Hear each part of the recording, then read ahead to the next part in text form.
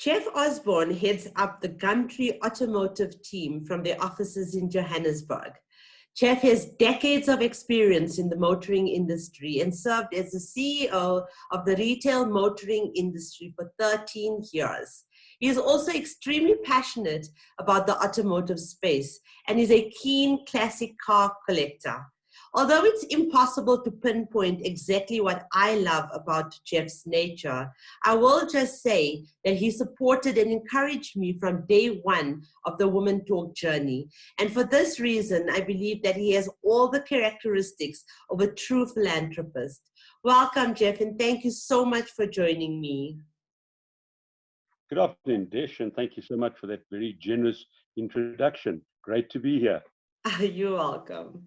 Well, Jeff, you seem like a man with vivid imagination, a man that questions everything and always finds new ways of thinking about old problems. You also have an unrelenting work ethic that pushes you to action. Where does this all come from? I guess it's probably in my personality, in my makeup. I've always had plenty of nervous energy, if you like, or high levels of energy. And I've always been very inquisitive and, dare I say it, slightly impatient. I like to see things happening. I like to be part of making things happen. I don't align with mediocrity or procrastination. I just like to see things happen. And, we live in exciting times with all this technological advancement. As much as it's been daunting and quite challenging for me to adapt and learn, I've thoroughly enjoyed it, and I continue to enjoy the journey.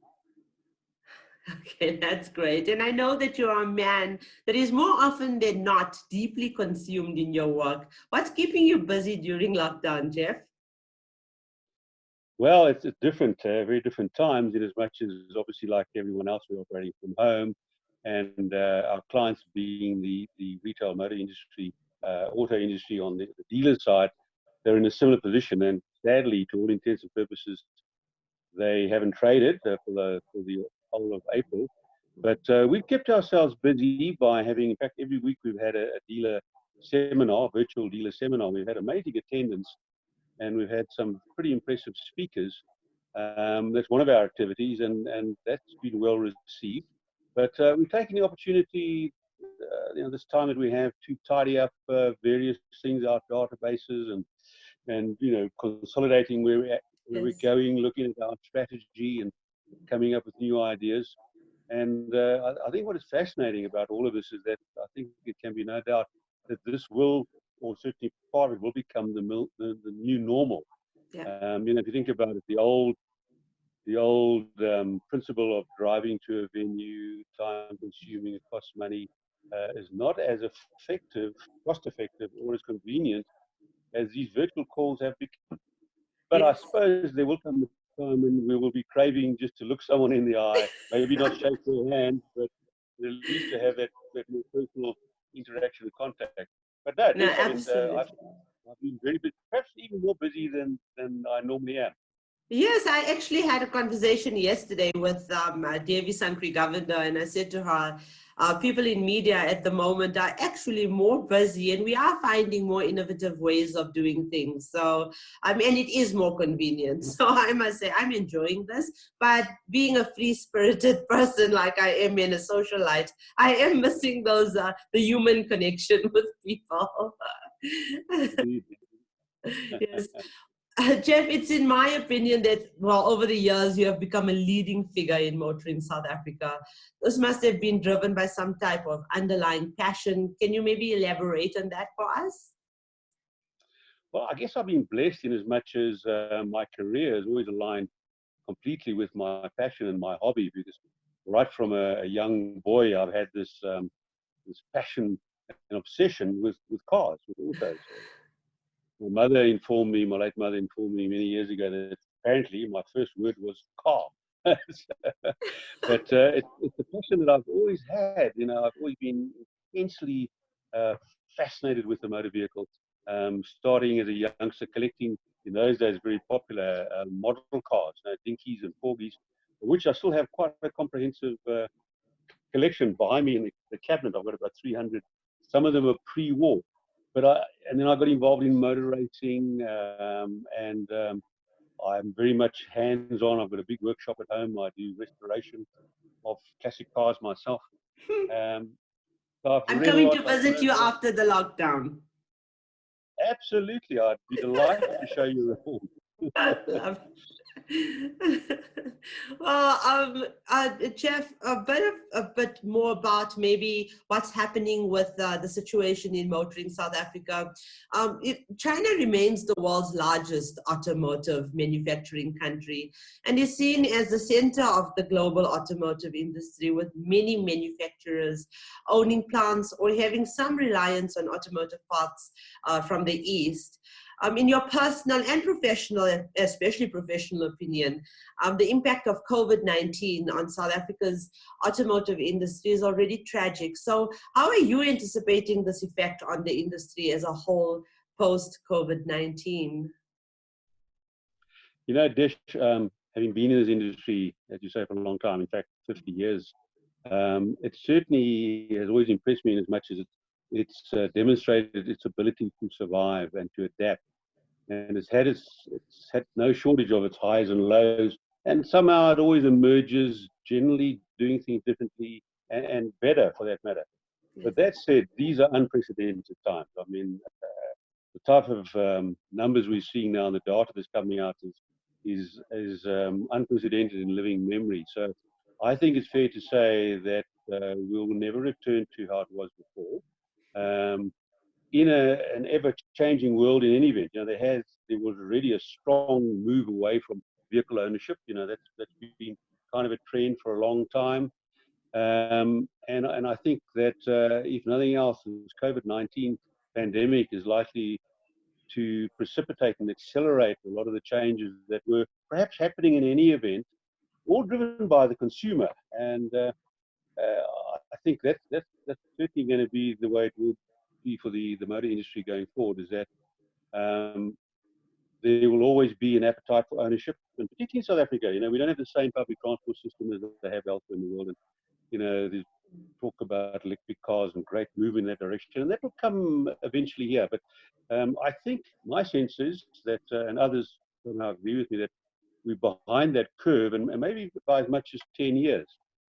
So I think slowly but surely, and hopefully, we will see some clawback to normality in terms of the market. But I think you're going to see changes. I think you're going to see more sanity prevailing in terms of the levels of investment that dealers have to make in their facilities, which has always been driven by the OEMs. And South Africa is no exception to the Taj Mahal type of, over the top, almost showroom facility. Yeah. People are going to be engaging more and more online. I always believe there will be a need and a place for a dealership and that personal contact, that hand over the vehicle. And of course, you have to take it to servicing. But the consumer was, in any event, moving towards more online interaction. Yeah. But with COVID-19, of course, it's just the cherry on the top. It's going to be a long time before people are comfortable to go and to interact at close quarters. And I think they were in any event moving in a direction where they starting to become more and more virtual in their activity, in the procurement process of everything. And it's interesting for us as an organization, we're owned by eBay. eBay's activity globally has gone up exponentially during this period. People are buying more online. Yeah. So things are going to change, Desh. I think that's probably, there's no short answer, but I think that is a reality and a reasonable expectation, is that things will continue to change. There will be no flicking of the switch and a sudden return to normality. There'll be a phased return to different styles of business and different levels of business. But, we can only hope that economically the whole world does recover, which always has a concomitant knock-on effect where the motor industry is concerned. But interesting times, isn't it? About it. And anyone who's in this industry, and if they want to survive, they'll need to adapt and to be flexible and to understand what's happening and where it's going. Yeah, I know, absolutely. I agree with you. Look, Jeff, I am aware that OEMs are considering measures which are in the process of being implemented to help the country through this crisis. Most of them are attempting to stand in solidarity with our government, their employees, dealers, suppliers, and customers. Do you think that there will be a shift in automotive spending to used cars, rather than to buy more expensive brand new vehicles? I know you. From from where you do, you're going to say yes. No, but I think you're absolutely correct in that one, Desh. Not only, well, there's more of a shift to affordability. So there will be a continued and accelerated shift or downshift, if you like, to more affordable level entry new cars. And let's Hmm. be frank, the modern so-called entry-level vehicle of today has increasingly become, more and more sophisticated, has all the bells and Yes. whistles, highly economical, very comfortable, highly Yes. reliable. So that trend has started. There will always be those who can afford the top end cars, but I think the populace will start moving towards entry level, more affordable new cars. But most definitely, you are correct. There will be this shift to pre-owned. But that said, it's a bit of a catch-22 in a way, if you like, because if and we have seen this previously when this market has always been cyclical, where new car sales decline sharply, it does affect the pipeline effect and availability of good pre-owned stock. Because in South Africa, fortunately, we have this the prohibition of imported used cars. Mm. You cannot import a vehicle to South Africa. Most of our surrounding SADC countries do permit that, and there are other countries around the world who do, like New Zealand and Australia to some extent.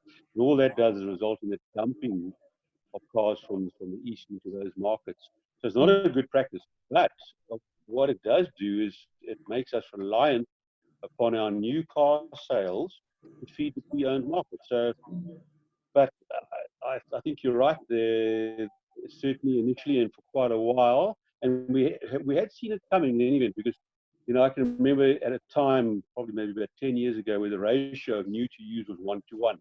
And it slowly moved up to a point where it became 3 to 1, then it kicked back again as the new car pricing index was well controlled and contained, and they become more affordable and more attractive. People started to shift back to new, and it dropped to about 1.8. As we speak, the ratio is 2.2 and climbing. Mm. So I think it's reasonable to expect it's probably in the short to medium term going to return to that 3 to 1 ratio. Okay. And Jeff, with the calls for more social distancing and avoiding public transit, many people have questions like, is it an excellent time to buy a car during coronavirus? Do you think there will be, I don't know, how do you feel about that? I think that's another good point. And I think they have seen it, if I've understood correctly, in other markets during this pandemic, where people have obviously become very nervous and wary of public transport, even Yes. where they can still do it under controlled circumstances and so on, where they're now opting to rather commute and to use their own private vehicles. Yes. So, and I think in the UK they've seen an increase, certainly one stage, of private vehicle traffic. So I think this could certainly result in people who ordinarily might have opted to not own a vehicle and to use public transport. And we don't have a great public transport system anyway. To find that private vehicle mobility is more attractive. But as I said earlier, I think, and I think it's inevitable, that there will be this growing shift away from actual ownership to perhaps different models like shared ownership, full leasing arrangements. But I think you're right. I think we can expect to see more and more small cars on the road. One of the things that never ceases to amaze me, and it's one of my passions as well, as you are aware, is I'm a motorcyclist. I I, do I know love motorbikes. that. It's such a great way of commuting. I know people say it's very dangerous, and of course it can be, but it's such a wonderful way to get around, and it's a great traffic alleviator. And I've often wondered why we haven't seen more in that direction where this country is concerned. And if you look around us, in the countries sort of northeast and in Asia, where, as you know, scooter traffic is unbelievable, and Yep. mopeds and small motorcycles and cars are in the minority. And I think it's a possibility that there might be a shift. People might say, you know what, I'm happy to commute on a motorcycle. One has to have your wits about you. And, I do it every day. I don't have to, but I choose to when I was going to the office, Yes. but it's not that far away. I go on a motorcycle. I find the South African motorists, in particular the traffic, the taxis, and this always fascinates people. I find the taxi drivers the most courteous and the most alert and most aware of motorcycles. Talking about, I just pictured South Africa's or Johannesburg roads full of motorcycles, and it took me back to the time when I was in Holland, and the streets are full of these cyclists. Hey, so that would be really a vision to look forward to. I think it would be great, and I think more women should embrace the motorcycle space as well. And I in fact, Women Talk, we are definitely working together with Holly and with KTM to bring in some content of motorcycles for women specifically. So yeah. That's great. May I suggest you speak to, sorry to jump in there, but it's important. May I suggest you speak to Ashley at Triumph South Africa? I know her. Yes, I met her recently. Yes. Right.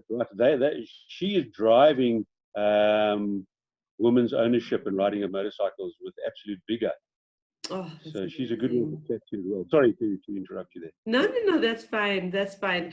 Back on the COVID and the situation in terms of buying cars. What about parts? What's your take on that? The availability of car parts. Well, hopefully it shouldn't be too badly affected by this pandemic. Not in the medium to longer term, but I think certainly right now there is a problem because the spare shops have been closed, and I would imagine logistically there has been a slowing down in terms of the supply and distribution of car parts. But I would expect that to return to a level of normality. And one of the benefits of modern day motoring is the reality that the modern car, as I was saying earlier on, is so much more reliable, Desh. And of course, all cars at some stage or other need parts, but not to the extent that it was 10, 15 years ago. So much so that most of the vehicle manufacturers and dealers don't carry the same level of spares that they used to. They don't really need to. And they work on different models where it's a just-in-time type of arrangement. So you go to dealership, they wouldn't have it on the shelf, but you tell them what you want, you order it, and you pay for it in advance, put down a deposit, and it's there the next day. So that market has changed quite profoundly as well. But I would like to believe that that will return fairly easily and quite rapidly to some level of normality. Oh, that's great to hear. I guess I personally am looking for. I've been in the industry for 10 years, but I've been on my own now for just 2 years, and I think I'm looking to you for some type of reassurance that everything is going to be okay. So, Jeff, but on a lighter note now, what are you currently driving, and what do you love about your vehicle? Okay, well, as I said, I'm except for your motorcycle. But where cars are concerned, I've always owned more cars than any sane person should. At one stage, I had almost 23 classic cars. But as I said, it's my hobby. I've rebuilt all of them. But I have rationalized and consolidated and reduced it to a far more manageable 7 right now. So I'm very much a Jaguar fan. I've owned a number of older Bentleys and Rollses, mainly the British cars. I've got a delightful 1972 original Mini Cooper S. I have a 1954 Citroen Light 15. I'm a fan too. Yeah. Of Cooper. Right. Yeah, that's the newer one. Yeah, which is a Yeah. lovely car. So, yeah, so I have 7 of them, and but my daily car, if I have to use a car, is a 2006 Range Rover, the one that was fitted with the BMW diesel engine, which is I see you've got one behind you there as well. That white, that looks like some kind of Land Rover product on the top You'll there never behind you. guess what that is. Never. Is it a Toyota? Is it a Nope. Toyota? It's No, a okay, new you've got it. brand that's not really, let me use the right words. It's a new brand in South Africa, hasn't yet been exposed, and they've got 3 models, but this one has not yet been officially really launched into the public. It's a Chinese Oh, brand. well. Okay, I thought it would be, given what you just said. Wow, well, that's great. And there again, you mentioned China just now. Yeah, right. Yep. Yeah, it looks It's the bike. almost like a Mercedes. Yes, But yes. yeah, the Chinese, they're doing it well. Make no mistake. I mean, The the Haval, vehicles yes. and the Haval and the Great Mm. Wall vehicles, they're all great quality, very technically advanced. Gone are the days. I can remember when Japanese cars first emerged many years ago. People say, "Oh, Japanese rubbish," but how? I mean, that's how far from the truth would that be today? The Lexus and the Yep. finest, certainly top motorcycles and cars, and Chinese are doing exactly the same. So I think we're going to see more entrance from China, from the east, and maybe more consolidation in the west of certain platforms. Mm. But yeah, but obviously, of course, a lot more electric are going to be coming. The race is on for that. A little way off Absolutely. where we're concerned, but it's coming. Yes, absolutely. Jeff, is there anything else you'd like to add? No, thanks so much for this opportunity. It's always great to talk to you about what is essentially not only my job, but what has been my career, but my passion. So I'm always available for a quick interview. But I think just to say that it remains a very vibrant and an exciting industry, and one that I've Mm. been very blessed and honored to be a part of, and I'm grateful to still be playing a role. Yes. And I'm an eternal optimist. The motor industry in South Africa certainly comprises of some very, very high caliber people, some extremely astute leaders. And I think we must watch this space because things will change, but I think it'll get better. Absolutely. I thank you so much for joining me. I must say that you have been a motivator and inspiration to me, and I'm very thankful for your mentorship. Since the time I started this, I remember us sitting at your offices when I just started a Woman Talk, and you really did encourage me back then and invited me to be part of your Gumtree platform at a woman event, and it really did encourage me even further to pursue my dream and my objective of bringing more women into the motoring trade. So thank you very much for that. Absolutely, and I'm humbled to have been part of your journey and to play a small role. And you've certainly more than vindicated the confidence I had in you when I first met you. You've done extremely well, and keep at it. You're doing a great job. Thank you so much, Jeff. I really appreciate it.